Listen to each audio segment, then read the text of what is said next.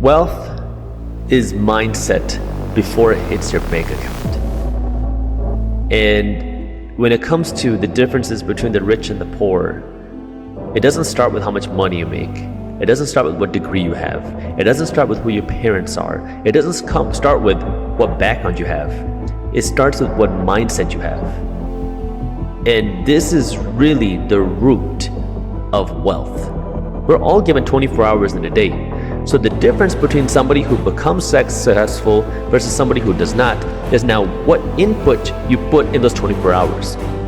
If you're spending your time on Netflix, if you're spending your time playing video games, if you're spending all of your time doing things that don't add any value financially to your life, well, if you compare that to somebody who's now working, who's now learning, who's investing in the education, you're going to see two completely different outputs. Wealthy people spend their money to earn more money.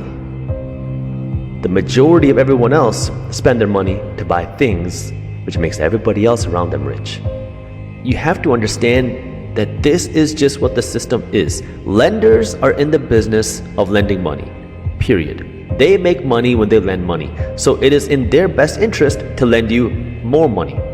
A salesperson is in the business of selling something. It's in their best interest to sell you something bigger, sell you something more, because they're on commission. The more they sell, the more money they make, period. And so now when you understand this way of thinking, you're going to start changing the way you start looking at things. What is a corporation's best interest? A corporation's best interest isn't for you to keep your money in your pocket and invest your money and be financially smart. A corporation's best interest is to now get you to open up your wallet and buy their stuff, because that's how they make money. Does that make them evil? Well, I'll let you decide. I think, look, you don't need to decide an emotion. It just is what it is, because once you understand this, you're just going to look at the world very differently. Because when you understand the way the system works, now you can say, in the business of selling me something, a bank's in the business of lending me something, a salesperson's in the business of getting me to buy something bigger. What do you need? I need the financial education to know what I can buy. Because guess what? We all need things. And when you have money, you don't feel so bad about spending money because you know how to control it. Now I can go to a corporation and buy the things that I want, that I like, and have a great experience, because I can. I can go out and know when I should borrow money. Maybe I borrow money to buy other assets. You borrow money to buy rental properties. I borrow money to grow a business. Maybe I go to a salesperson and I have them sell my things for me. Now you start thinking about things very differently because you understand the way the system works. Best return that I got on my investment isn't the real estate investments that I made, even though those have made me great returns. It's not the stock market investments that I made, even though they made me great returns. It's not the startup investments that I made. It's the investments that I made in myself. Because for me, the investments that I put into my own financial education have paid off many times over, and you can't see those returns anywhere else. They say that the best investment you can make is in you. And for me, that was first by reading books. When I started my financial education journey, YouTube didn't have this level of financial education out there, or just general business education or whatever. So I started by reading books. Now, you don't even have to pay the price to get a book. Just go watch as many YouTube videos as possible about financial education, starting a business, about increasing your income, about investing, anything related to financial education. Go start watching YouTube videos. You don't have to watch my channel. If you don't like it, watch whoever you want. I'd rather see you successful than anything else. So go watch as many videos as you can. You have a ton of videos as well. Once you start watching videos and you absorb yourself into this, now you might want something a little bit deeper, something a little bit more comprehensive. And this is where then start reading books. I would recommend that you go out and start by reading 25 books in financial education and read them. Find the top 5 books in money management and investing, the top 5 books in starting a business, the top 5 books in scaling a business, the top 5 books in managing a business, and the top 5 books of entrepreneur biographies. And it doesn't matter which ones you pick, find the ones with the highest ratings, the highest reviews, and just read them. This is going to cost you less than $500. But when you do that, you're going to be able to get an MBA level education without paying the price of an MBA. And you're going to look at the world, your money, and the way you use your money completely differently once you finish these books. Now, once you do that, you can decide, what do you want to do? Do you want to go down the entrepreneurial journey, take the risk and do that? Or do you want to do it through your job? Either one is fine. For me, it was entrepreneurship because that's something I love. I love that risk. I love the whole journey with that. And I don't mind working hard and doing that. If that's not for you, fine. So for me, that's what it was. It was investing in myself. Now, for the people that don't want to be an entrepreneur, it's completely okay not being an entrepreneur. I want to put that out there first because I know kind of the internet makes it seem like everybody has to be an entrepreneur. It doesn't work like that. Not everybody is meant to be an entrepreneur. Not everybody should be an entrepreneur. But if you're not an entrepreneur now, what you want to be doing, and everybody should be doing this, is create a system where now every time you get paid, a piece of your money is going to be invested. And if you do the math, you'll see why this is so important. If you start at 21 and you invest $4 a day, and you do this from the age of 21 until 66, and you just invest this money into the S&P 500, which is the general stock market, and you get an average historical return of 10% a year. This doesn't mean your money grows by 10% every year.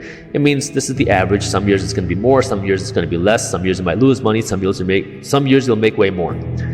Well, over the course of your career, that $4 a day investment is going to grow to more than $1 million investment portfolio, starting with just $4 a day. If you go about life and you say, the government's the reason why I'm broke, my greedy corporation is the reason why I'm stuck at a job that I hate, I can't change my life because of X, Y, and Z. You keep pointing your fingers as to why you can't succeed. Well, it's going to be impossible for you to succeed. Likewise, if you go around saying, I can't have that nice thing because I'm broke, I can't have the nice thing because I grew up in a bad environment, I can never become successful because of the way I look, I can never do it because of whatever, I can guarantee you are never going to become successful. But if we turn this around and you say, how can I become successful? How can I make more money? How can I become wealthy? How can I get out of the situation that I'm in? Now your brain looks at problems completely differently because of now you're not complaining about the problem, but you're trying to find a solution to the problem. And that's the biggest difference between somebody who becomes wealthy and somebody who does not. It starts with the mindset, because then once you change the mindset, you're going to start changing your actions. Now you're going to find out, oh, I don't need to spend money at Gucci. Oh, I don't need to go out and eat every single day. Oh, I can save money here. Oh, I can ask for a raise at my job. Oh, maybe I can start a side hustle. Oh, maybe I can start my own business. Oh, you mean I could actually potentially take my income from $40,000 a year to $400,000 a year? That's possible? Because when most people hear that, you think it's impossible. Somebody like me could never go from $40,000 to $400,000 a year, but until you believe it's possible, you're never going to put in the action to actually make it possible. How is it that some people can become so incredibly wealthy while the majority of people don't? It's not that they have some special superpower. It's not that they own some special skill. It's not that they're so much smarter than people. It's not that they work so much harder. It's that they believe that they can, and then they use their time differently. Now the question is, how can you make your hard work the most scalable? Because that's now what will take you from, okay, I don't want to be broke. So now you start working hard, which is great. I 100% recommend working hard, because without that hard work, it's going to be impossible for you to see any real level of success. But now you're working hard. The next question is, how can you make your hard work the most rewarding? What can you do to make that hard work give you the biggest dividends and the highest returns? And this is where people say work smart. You know, some people say work smart, don't work hard. I think that's a bunch of crap. I think you need to work smart and work hard. They go hand in hand. Because that hard work is going to allow you to scale your smart work, but you now have to understand, okay, I want to become more financially successful. So now, how do I do that? What is the financial education? What am I working for? When I make more money, what am I going to do with this money? Where am I going to invest it? How am I earning this money? What can I do in terms of taxes to protect my wealth? What can I do with my investments to scale them? What can I do to build an asset? What can I do to build a business? What can I do to scale the assets that I do own? So now you start asking these questions. And I know this is getting very deep in some of these topics, But it all starts with that mindset of believing that it's possible for you. Because if you don't believe it's possible for you, you're right. But if you believe it's possible for you, you're also right. And whatever your belief is going to change what output you take.